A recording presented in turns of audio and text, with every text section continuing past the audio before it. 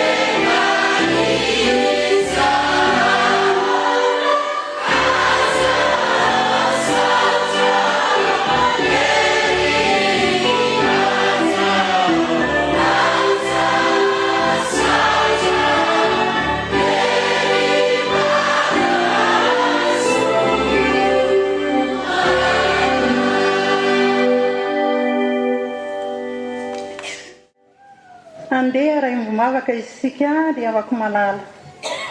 Ray Andriamanitra raha izanaka ary fanamasinao raha ny amin'ny alan'i Jesosy Kristy tompo ianao. Ry Andriamanitra Isaka sy Abrahama ary Jakoba, Andriamanitra mpanorona izao eto izao. Tompo misaotra anao izahay. Raha tafiditra amin'ity tranon'Andriamanitra ity izay rehetra, afaka manantona anao am-pifaliana eny sy handray ny teny fiainana izay atolotra ao anay. Mangataka ny isan'ny fanainao masina amin'ny isam-batan'olona izahay, mandritra izao fanompoam-pavahana izao. Ho tsapanay nefa tianao zava-baovao aminay isan'andro ianao, ka hitombo finoana sy azoto amin'ny fanatrehanao izahay. Tario izay tompo ho amin'ny fahamezam-boninahitra naranao. Misaotra anao indrindra izahay. Tompo, misaotra anao izahay. Mankalaza anao izahay. Mideranao manome voninahitra anao izahay. Fa tena vokatry ny fonay manontolo izany no nitahinao anay sy ny tehirizanao anay nandritra ny fotoana lasanay rehetra. Tanterao sy amarino eto tompo ny teninao amin'ny fanatrehanao ny olona mivory, fa tena mangeta entanao izahay. Mesafena amin'ireo vahoaka an'Andriamanitra rehetra na iza tonga eto, ary indrindra ka ny fananao masina no hiasa feno mahatsapa ny izay tompo fa tsy tanteraka eo anatrehanao nge, fa te hanatona anao izay. Milanao izay amin'ny fiainanay mamindrafo mamela eloko. Tompo tomoera aminay ary dia mitenena aminay tsirairay avy fa voninkaina anao izay mandritra ny fotoana rehetra izay rahanay miombom-bavaka aminao Andriamanitra Ray sy Zanaka ary Fanamasina. Amen. Mahazo toerana ianareo ry havako. Izao isika dia tonga eo amin'ny 10 minitra ho an'ny ankizy sy ny tanora, ary eo aorianan'izay dia ovakina amintsika ny ten'Andriamanitra sy mivavaka mifanesy eo anatin'izany dia ny hira larina 5,929 no tanterahantsika mialohan'ny famakiana ny tenin'Andriamanitra. Amin'izao fankalazana ny tenin'Andriamanitra izao dia manasa amin'ny tompony andraikitra ho amin'ny 10 minitra ny ankizy sy ny tanora ary handroso. Sampana sekola diavana dia mbola faly miarahatantsika rehetra indray na tratra ity andro anio ity. Izao ary dia andeha hitsangana avokoa ny mpianatra sy ny mpampianatra sekoly alahady rehetra. Hivavaka ary sika. Misaotra anao izay Jesosy fa mbola nomenao indray izao tombonandro fahavelomana izao, ka mbola afaka miaino sy mianatra ny teninao. Koa ny fanainao masina ny ameno sy asa manan-kery ao anatinay tsirairay avy mba hatakaranay ny sitraponao sy andraisanay ihany koa ny anatra sy ny fanitsiana izay tianao ho tanterahanay sy ho ampiarinay indray eo amin'ny fiainanay. Dia amin'ny anaran'i Jesosy zokinay no anandratanay izany vavaka izany. Misaotra Jesosy. Amen. Petraka sika ry havana. Andeha ary iarahantsika mamaky ny Exodosy toko 20 ny 2:12. Exodosy toko 20 ny 2:12. Rehefa hitatsika dia hovakiana amin'ny anaran'ny Tompo. Manaja ny rainao sy ny reninao mba ho maro andro ianao ao amin'ny tany izay omeny Jehovah Andriamanitra ho anao. Manaja ny rainao sy ny reninao mba ho maro andro ianao ao amin'ny tany izay omeny Jehovah Andriamanitra ho anao. Andeha ary hoenotsika indray ity tantara kely anankiray ity. Ny fampiresaka ny ray aman-drenin'ity moka kely anankiray tao atokantrano tao, ka ho indrindra ity mamany tamin'ity dadany hoe ahoana rangano ataontsika ny zanatsika ity fa izao anie dia tena mitaintaina sy matahodava mihitsy amin'ity izy mandeha amin'ny alina ity foana. Dia hoy ity dadany namaly an'ity mamany hoe aleo raha matoa fa rehefa tonga eo izy dia tena ho tenentsika ho anarytsika mafy mihitsy ary ho lazaintsika mihitsy ny marina rehetra. Amin'izay angamba izy mba tsy ho sa andeha amin'ny alina intsony. Tonga tokoa ary tao atokantrano tsy moka kely ity ka dia nasainy reto ray aman-dreniny a nipetraka ary dia hoy ty rainy taminy hoe rehefa nifampiresaka sy nifandinika tsara zaho sy reninao anaka tato atokantrano tato a dia nanapa-kevitra izahay fa aleo aloha ianao tsy mandeha miboaboaka amin'ny alina antsony fa ianao anie mbola kely ka ho fatiny ny olombelona any ianao fa aleo a rehefa lehibe ianao vao mandeha mivoaka any saitra kory ty moka kely namaly hoe tena taraiky be mihitsy angenareo zany ry dada sy neny e ny olombelona aza tena falifaly be mihitsy rehefa mahita taitra izy mivady ary dia nanontany hoe fa ahoana anaka no ilazanao izany dia hoy ty zanany namaly hoe ka efa hoe tena falifaly be mihitsy ho ary zareo rehefa mahita dia mitehatehaka be daholo ry zareo tsatainiko avy hatrany a ity dadany ny teny hoe izay ary ny anelahy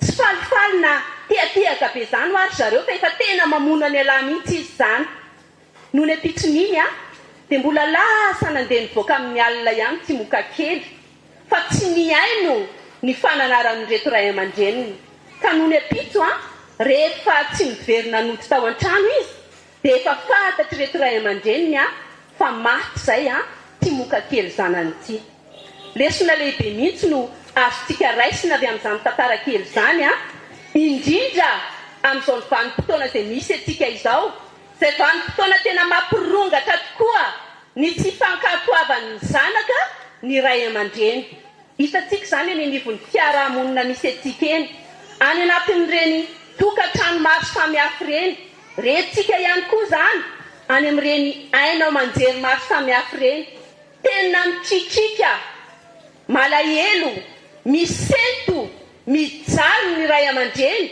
noho ny afitiky ny tsy fiainony ny tsy fanajana ny tsy fankatoavan'ny zanaka intsony a ny anatra ny tory lalana tsy mifitaizana rehetra izay omena sy atolotra azy ireo raha tsy andray ohatra anankiray fotsiny isika ny amin'ny fandraran'ny ray aman-dreny a ny tanora mba tsy andeha ivoakal amonjy ireny antsoina hoe zoma mahafinaritra na vendredi magnifique ireny kanefa dia indrisy a fa maro amin'izy ireny no manao tahaka ilay moka kely tao anatin'ilay tantara kely teo a ka tena sa mamaly ny ray aman-dreny mihitsy hoe tena taraiky be mihitsy nareo zany a tena efa ilozan'ny toetrandro mihitsy nareo zany a izay tianay ihany io inona nefa ny vokany maro amin'izy ireny a no tafalatsaka ao anatin'ny adalàna maro samihafa ary misy mihitsy aza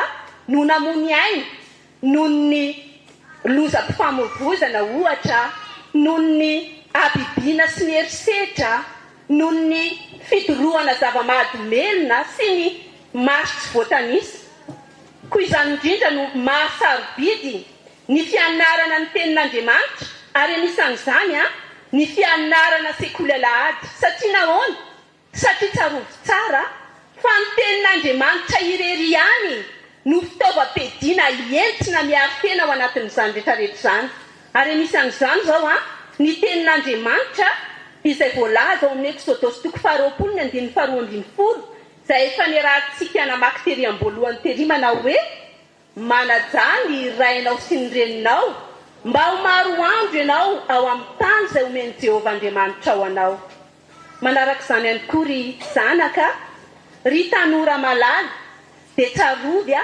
araka nefa voalaza teo aloha teo fa ny vokatry ny tsy fankatoavana ny tsy fitandremana kely fotsiny ny fandraisana fanapahan-kevitra tsy voadinika tsara dia tena hanimba ny fiainanao anapotika no avinao ray manontolo mihitsy ary dia izao mihitsy anie ny fomba ilazan'ny tompo azy a ao amin'ny ohabolana 7:9 hoe izay olona anarina matetika ka mihamafy apoka dia ho torotoro tampoka ka tsisy fanasitranana ary farany a dia izao no anatra omeny tompo ao amin'ny mpitoro teny 1:7 hoe mifaliry zatovy dia ny mbola tanora ianao ary aoka ny fonao ampifalifaly ianao amin'ny andro fahatanoranao ka mandehana any amin'izay sitraky ny fonao sy izay jeren'ny masonao nefa aoka ho fantatrao fa hoentin'andriamanitra ho tsaraina anao amin'izany rehetra izany dia ho an'andriamanitra irery ihany ny voninahitra.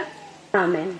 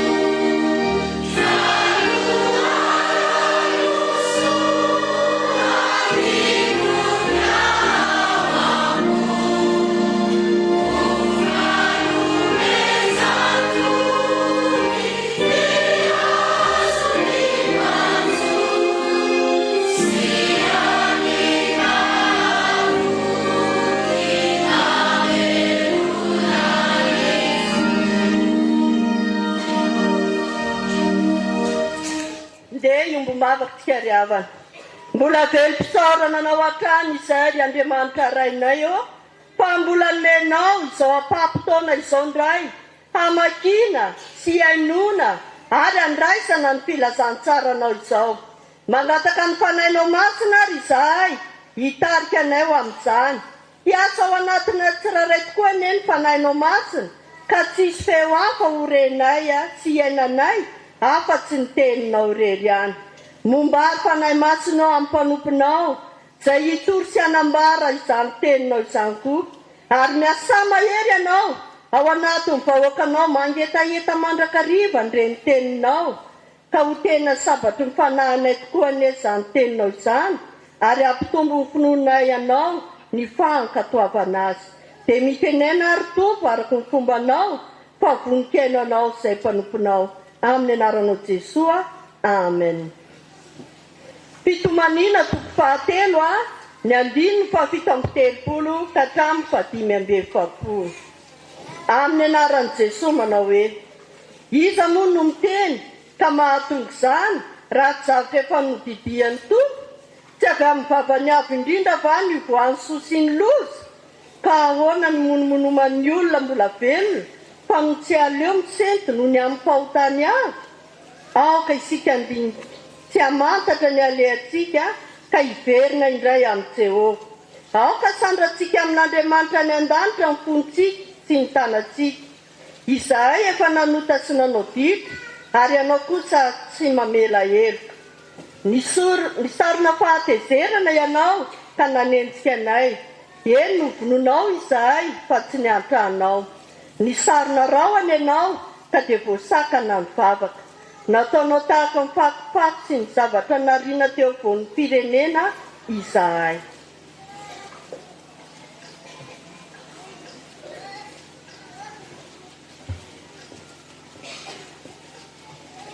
Taona toko faha 20 ny 5:20 ka hatramin'ny 7:20 amin'ny anaran'i Jesosy. Ary rehefa nisakafo izy dia hoy Jesosy tamin'ny Simona Petera: Simona, zanak'i Jona, moa ny fitiavanao ahy mihoatra noho ny fitiavany reto? Hoy izy taminy: eny tompoko, ianao mahalala fa tsy ianao aho. Dia hoy izy taminy: fa any ny ondry kelika.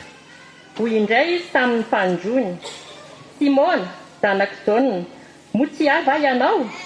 Dia hoy izy taminy: eny tompoko, ianao mahalala fa tsy ianao aho. Dia hoy izy taminy: andrafo ary ny ondry. Hoy izy fanotelony: Simona, zanak'i Jona, moa tsy ahy va ianao? Dia nalahelo Petera satria izy nanontany intelo taminy hoe: moa tsy ahy va ianao?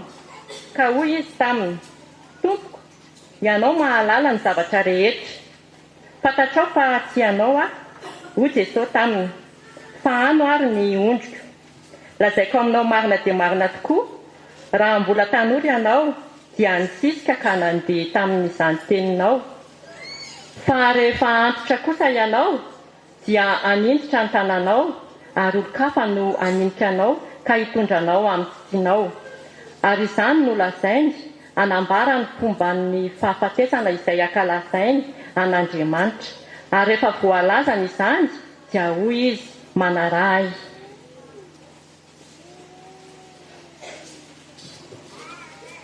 Koritiana faharoa, toko 17, ny 5 ka hatramin'ny 10. Dinio ny tenanareo na amin'ny toetra ny finoana ianareo na tsy, izaho toetra ny tenanareo. Moa tsy fantatrareo va ny amin'ny tenanareo fa ao anatinareo Jesosy Kristy, raha tsy olona no lavina ianareo. Nefa manantena fa fantatrareo fa zahay dia tsy olona no lavina. Ary mangataka amin'Andriamanitra izay mba tsy hanao izay ratsy ianareo. Tsy nisehonay olona voazatoetra nefa fa ny mba hanaovanareo izay tsara, na dia ho toy ny olona ny lavina aza izahay. Fa tsy mahavita na inona hanoatra ny marina izahay, fa hampandroso ny marina kosa. Fa faly izahay raha malemy izahay, fa ianareo no mahery. Ary izao no angatahnay dia ny fanatanterahana anareo. Izany no anoratako izany zavatra izany raha tsy eo aminareo aho. Fandrao rehefa tonga aho dia hanao izay mafy araka ny hery izay nomeny Tompo ahy ho fananganana, fa tsy ho fandravana. Ray masino,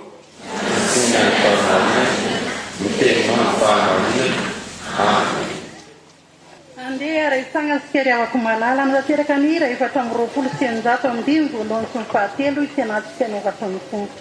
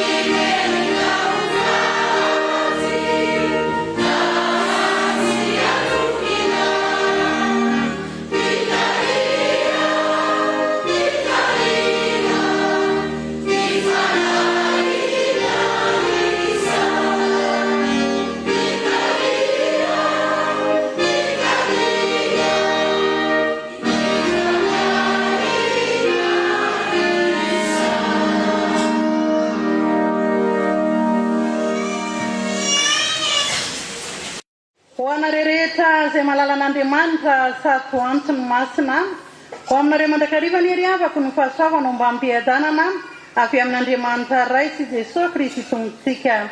Araka nambara tany aloha dia loha hevitra vaovao no tanterahantsika indray mandritra ity volana martsa ity, mitarika ao amin'ny fandiny tena ny tompo. Raha vao izay no resahana ry havako dia tsara raha idirantsika kely ny amin'izany loha hevitra izany ka fantaratsika tsara moa hoe ahoana moa ny atao hoe fandiny tena. Ny fandiny tena ry havako malala dia anankiray ao anatin'izany no hoe fivavahana, fivalozana ary mivavaka sy mifatihanina eo anaten'Andriamanitra manaraka ny lalam-pijalian'ny tompo ary indrindra ihany koa manao asa fiantsana.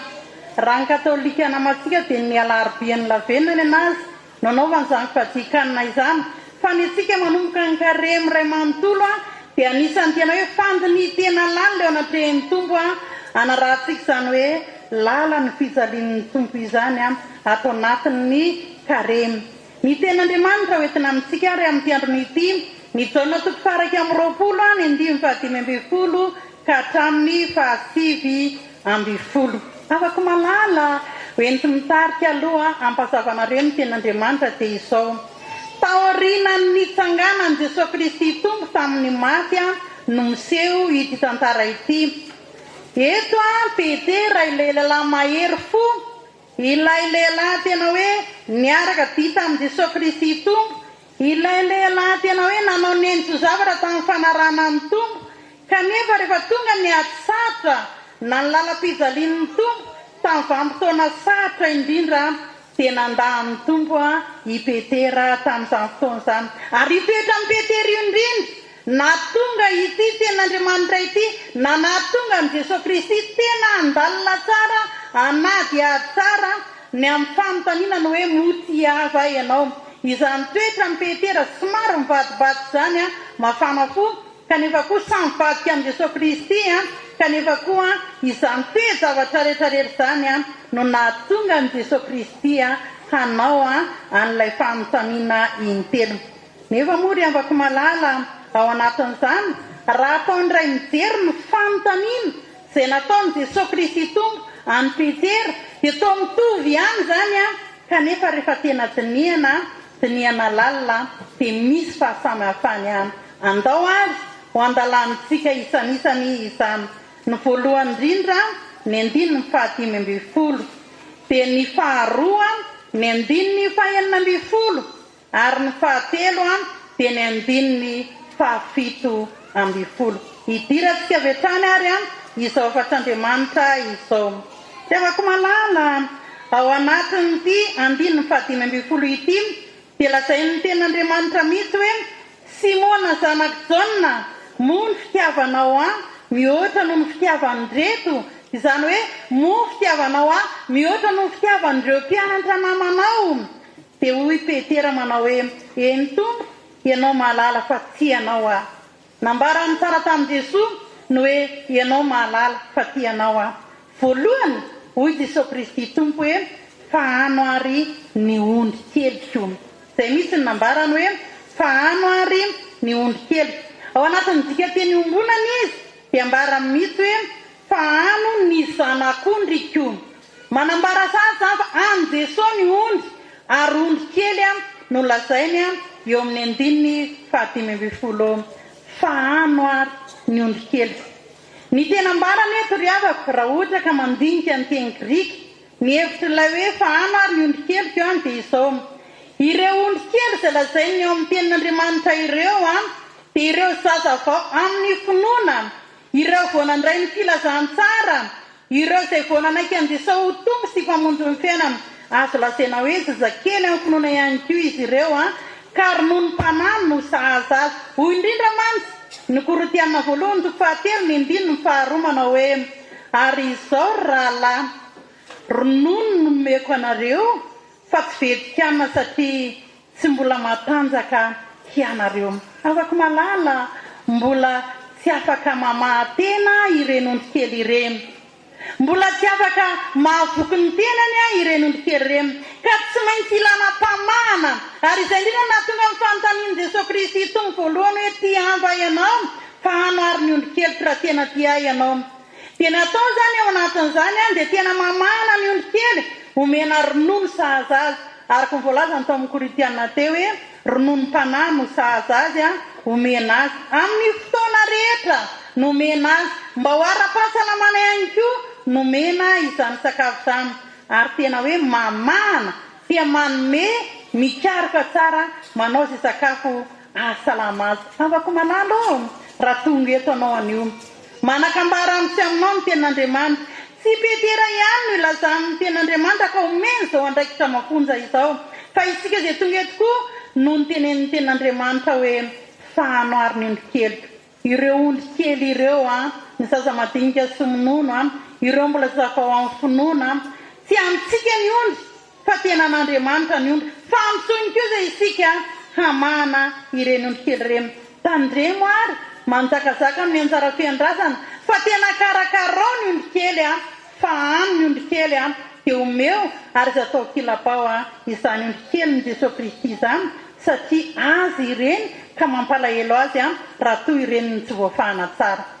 Eo amin'ny andininy ny fahaenina ambin'ny folo indray hoy ny tenin'Andriamanitra Simona zanak'i Jona moty ahy va ianao dia hoy izy hoe eny tompoko ianao mahalala fa tsy ianao dia hoy indray izy eo amin'ny valiny eo hoe andraso ary ny ondrika. Tamin'ny voalohany dia efa any ny ondrikely dia ny faharoa hoe andraso ary ny ondrika. Ao amin'ny dika teny ambonana izy dia ambara mihitsy hoe aoka ianao ho mpiandry ireo ondriko ireo. Aoka ianao ho mpiandry ireo ondriko ireo. Ny dikan'io andraso ary ny ondrika amin'ny teny Grika indray izay valiny indrindra dia hoe fitiavana mifono fahendrena, fitiavana lalipaka, fitiavana tsy mivadibadika, fitiavana tena mifototra kokoa amin'ny sainana lalina ary tena fitiavana mafitra no lazainy ao anatiny hoe andraso ary ny ondrikely. Ny lazainy eto indray avako dia ireo hoe andraso ary ny ondrika dia ireo tanora rehetra sy ireo olon-dehibe eny ireo antitra sy ny zokiolona no baikony ao anatin'izany. Lazainy eto indray ary fa ireo tanora ireo no mila fikisana ao anatin'izany rehetrarehetra izany ary tsy vitan'izany ihany fa tena hoe karakaraina satria retsika tsara tao anatin'ny 10 minitra ho an'ny sekoly lahateo fa mora voatarika amin'ny zavatra hafa ny tanora izaho sy anao ry avako nantsoin'Andriamanitra eto indray fa tsy petera ihany andraso ary ny ondrika. Anjarantsika no miandry izany ondry izany, anjarantsika no tena miambina azy amin'ny lafindrehetra mba tsy ho rembony ratsy ireny tanorantsika ireny. Ny mpanao salamo manko samy teny mihitsy Davida amin'ny salamo 120 hoe Jehovah mampiandry tena njava-mahory mampandry aminay maitso izy mitondra morony rano fialany tsy izy. Fa Jesosy koa tena milaza ny tenany mihitsy manao hoe izao mpiandry tsara manolotra neny hamonjy ny ondry araka ny Jaona 7:9-10 ary koa mbola nambarana izao ny mpiandry tsara ary fantatry ny any sady fantany manana ondry hafa izay tsy amin'ity vala ity ary ireny koa dia tsy maintsy hoentiko ka iaino ny feoko ary ho tonga ny dia ndray izy sady iray ihany no mpiandry. Avako tonga eto anao tsika sendrasendra fa nantsoin'Andriamanitra indray isika amin'ity ora sy fotoana ity hoe andraso ary ny ondrika. Inona ny anjara fiandrasana ataoko sy ataonao ary amin'ity androny ity. Isika nantsoin'Andriamanitra koa mpiandry satria Jesosy ilay mpiandry tsara no mibaiko atsika. Izy dia manana ny fiainana ary manana ny hery sy ny fahefana ary tsy nomen'Andriamanitra fanahoza isika fa fanamahery sy fitiavana mba hahafahantsika miandry ny ondrin'Andriamanitra. Avako tandremo andraso ary ny ondrin'Andriamanitra. Andraso ny ondrin'Andriamanitra raha misy milaza fa tena tian'Andriamanitra izy dia ny anjara didy izay omen'Andriamanitra azy andraikitra mafonja petraka Andriamanitra dia miandry ny ondrin'Andriamanitra ary miandry ny fanahintsika ihany koa. Eo amin'ny 7:10 aty amin'ny 7 sahady dia hoy izy indray fanoteliny Simona zanak'i Jona moty hafa ianao dia nalahelo Petera satria izy nanao intelo taminy hoe moty hafa ianao. Dia ao anatin'izay mivaly-tena hoe tompoko ianao mahalala ny zavatra rehetra fantatrao fa tsy ianao mbola naveriny fanoteliny iray hoy Jesosy tamin'ny fanoteliny hoe fahano ary ny ondrika. Voalohany indrindra dia niteneniny hoe fahano ny ondrikeliko. Ny faharoa dia ny hoe andraso ny ondrika ary ny fahatelo dia ny hoe fahano ary ny ondrika. Raha tena dinihana ao amin'ny teny Grika indray ry havako ao anatin'ireo ilay hoe ondrikely rehetra ireo no fahana dia izao ireo tanora rehetrarehetra ireo olon-dehibe sy ny antitra rehetra fa tsy ny ankizy no fahanana ao anatin'izany. Dia anisan'ny tena valy teny mifono alahelo ny an'ny Petera satria fantany indrindra fa intelo Jesosy no nanao izany kanefa tsarovy ry havako fa mahafantatra ihany Petera hoe olona manana ny fahefana rehetra ny an-tany raha izay ety an-tany io Jesosy Kristy tompo mahafantatra ny eo am-po tsy miloaka kanefa manontany azy azy foana ao anatin'izany rehetra izany dia fantany indrindra na dia nalahelo ary petera tao anatin'izany fa i Jesosy io manam-pahefana teny feno fahefana ry havako no nomeny Jesosy Kristy any petera mba hendrasana sy hamahanana ireo ondry rehetra ireo havako andraikitra lehibe sady mavesatra nomeny tompo amintsika indrindra amin'izao vanim-potoana izao andraikitra lehibe ambaran Jesosy manko hoe motiava ianao fa raha tena tian'Andriamanitra isika ry havako tian'Andriamanitra zasy ianao ange amana ny ondry kely amana ny ondriny Jesosy Kristy raha tena tia azy isika dia andeha hiandry ny ondriny nafaly ary havako ny zavatra nataontsika tamin'ny heriny hoe voanandreo hoe tratran'ny voina ny avatsika tany Tomasina sy ny manodidina azy dia tianao isika dia rehefa mivory vetivety amin'ny roapengona tonga dia nanao ny rakitra ny tolo-tanana rehetra nampina nyreny avatsika ireny ireny no karazana hoe famahanana ny ondry kely fa tsy hoe mijery fotsiny hoe misy voina mahazo ny namana dia tsy mandray andraikitra fa mifandraisako andraikitra sy mifandraisana ao andraikitra ry havako dia hita an'Andriamanitra io ary izay indrindra ny tatavin'Andriamanitra amin'izao vanim-potoana izao ento mpamaranana zady ary zavatr'Andriamanitra izao ry havako fantatra fa tonga eto sika dia tianao Jesosy ary ny fitiavany antsika dia tena lehibe matoa izy nanaiky ho faty eo ambony azy jaliana ho avy tamonjy azy ianao ary mbola manome fanahy masina izy mba afahantsika mitahiry izany tenin'Andriamanitra izany afatra ho antsika no hoe fahanoary ny ondry kely andraso ny ondriny dia fahano ihany koa ny ondriny anisan'ny zava-dehibe izany manana didy izao sy ianao fa tsy kisendasendra natonga avantsika eto antran'Andriamanitra manana didy amana renony reny ataovy izay ataonao ary inona nataonao mihoatra noho ny sasany dia miorena tsara aza miova ary mahefabe mandrakariva amin'ny asan'ny tompo an'Andriamanitra irery ny voninahitra ho aminao kosa ny fiatanan'ny tompo amen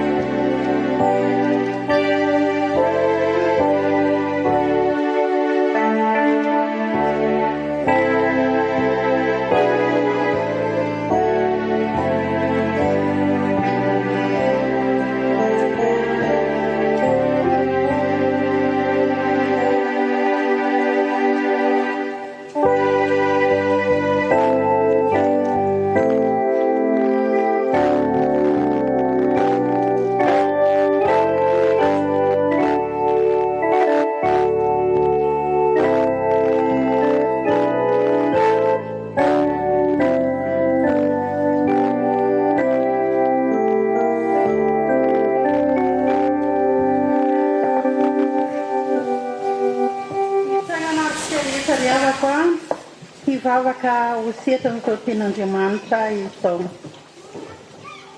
hivavaka isika ary Andriamanitra raha zanaka ary fanamasinao misaotranao izay raha tokana nyreny teninao indray tamin'ity andro anio ity nampianarinao indray izay mba tena hoe hamana ny ondry kely hiandry ny ondry hamana ny ondry adidy mafonja sy mavesatra napetraka ao aminay Andriamanitra ko ankehitriny enganereny teninao ireny nanova amin'ny fiainanay ary hitoetra ao am-posim-panahinay manoloana ny teninao koa nefa dia sy tanteraka izay ko mifona mibebaka eo anatrenao indrindra ao anatin'izao karemy izao mahatsiaro-bavaka ary izay tompo rehefa voavelanao ny heliko ainy dia mahatsiaro-bavaka izay amin'ny fiangonana rehetra maneran-tany ho amin'ny fiangonan'i Jesosy Kristy eto Madagasikara mety mokany amin'ny filoha ireo mpiandraikitra foibeny any amin'ny toeram-panomanana sy ireo tompon'andraikitra rehetra sy ny rantsa mangaika rehetra ao anatin'ny foibe JKM jeremola koa ny synodaparitany rehetra sy ny président synodaly ary ny fiangonana manerana ny nosinay eny hatrany ampitan-dranomasina azy ireo mpitoro ny filazan'ny tsaranao rehetra nambanivohitra na an-tanan-dehibe toronay mbavaka aminao ihany koa ireo traboina tompo ny firenenay ome fiadanana amin'ny fandriam-pahalemana ny taninay Andriamanitra fa mahatsiaro ihany koa izay ho an'ny fiangonana izay nametrahanao anay ho an'ny mpiroam-piangonana ho an'ny firaisan-diakonina sy ny olona ny sampana sy ny sampanasa ary ny tokopira sy ny teknisianina sy ny mpitendry ary indrindra ireo mpanao rakotsara ireo entinay mbavaka aminao satria talenta avy aminao izany ireo ray aman-dreny sy ny zoky olona rehetra koa tompo ny tanora sy ny ankizy eny hatramin'ny zazaminona hatrany am-boka azy ireo trapahoriana sy marary ireo hiara-ny fitsapana sy ny fisedrana oentina mbavaka eo anatrehanao mpianatra amin'ity tao-pianaranao azy ity mba tena hoe atanjaka izy manananao ka ho tao-pombiazanao azy ity ho an'ny asa fivelomany tsirairay avy na inona dia tena mbavaka eo anatrehanao zany mba hanambinanao azy fa omeo fahasalamana izy tombonandro-pahavelomana izy rehetra ireo ao koa ny mpanomponao zay nanefa ny voazany teo anatrehanao Jesoa afa-panadinana somatsara vita somatsara ny sotenansany ary vita somatsara ihany koa ny zava-dehibe izay nataony teo anatrehanao kanefa ny voazany eo anatrehanao tay manokana izany mpanomponao izany mba hisonitra amin'ny ambony indrindra ka nanahazo amin'ny maîtrise zany ary izy dia fantatray fa mbola mihoatra noho izany ny tsaza omenao azy mahatsiaro ambavaka ary izay tombo ankehitriny ho an'ireo vahoakan'Andriamanitra rehetra mifaty ty fiangonana ity na ao anaty akany na ny ivelany na ty anaty trano dia tsy ho adino eo anatrehanao Jesosy ray eo izany rehetrarehetra izany ary izany vavaka izany dia ampiarahana indray amin'ilay vavaka nampianarinao manao hoe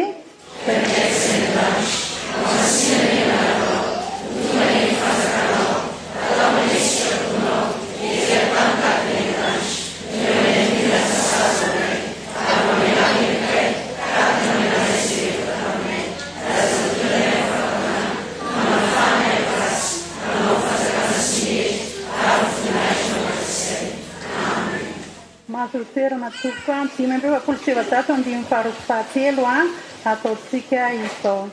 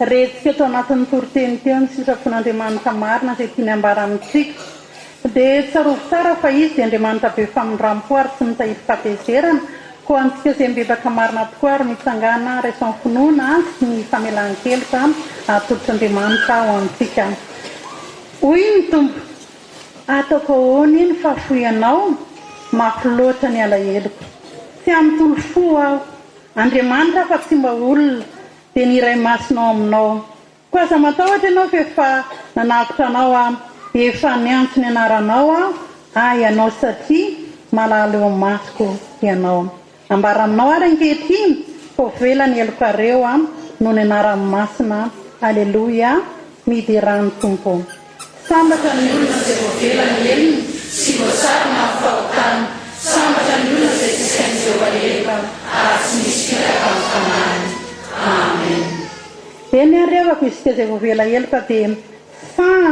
mijoro vavolombelona manambara ny finoantsika fahabe maso manoloana ny fitiavan'Andriamanitra antsika andeharintsika iombona amin'ny fanekemponona kristianina izay rehetrika amin'ny fiangonana masina maneran'izao tontolo izao dia ny fanekemponona laharana voalohany minan'Andriamanitra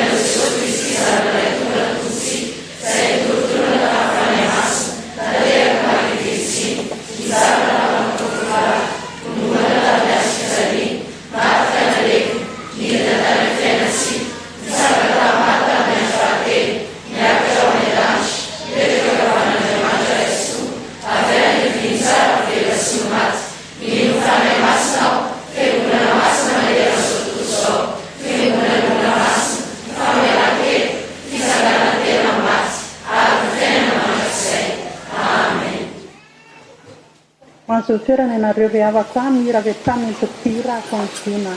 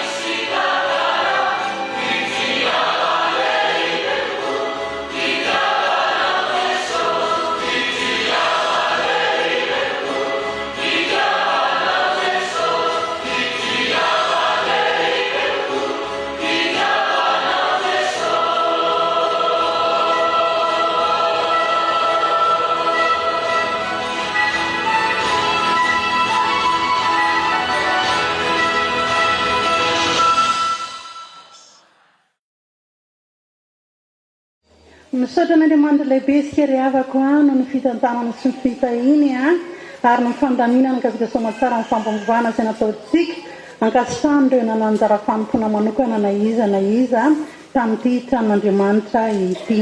Ara hitsangana ary sika ry havako noho ny hira farany mialohan'ny sotrano 2:77 andininy voalohany.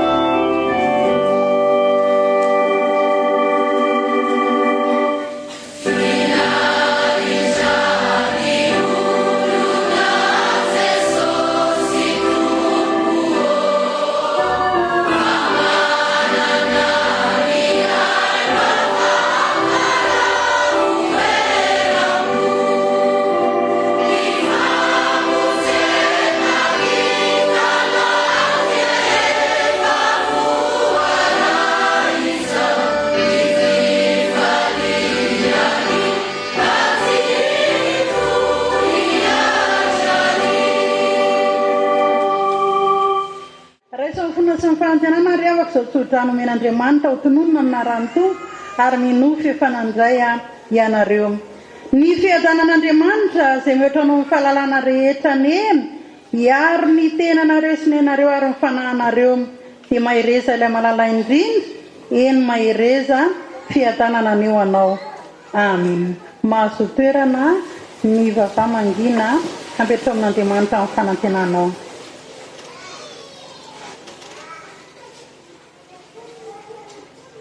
Ho an'andriamanitra irery eny amin'ny voninahitra amin'ny anaran'izay sy ny zanaka ary fanahy masina. Amen.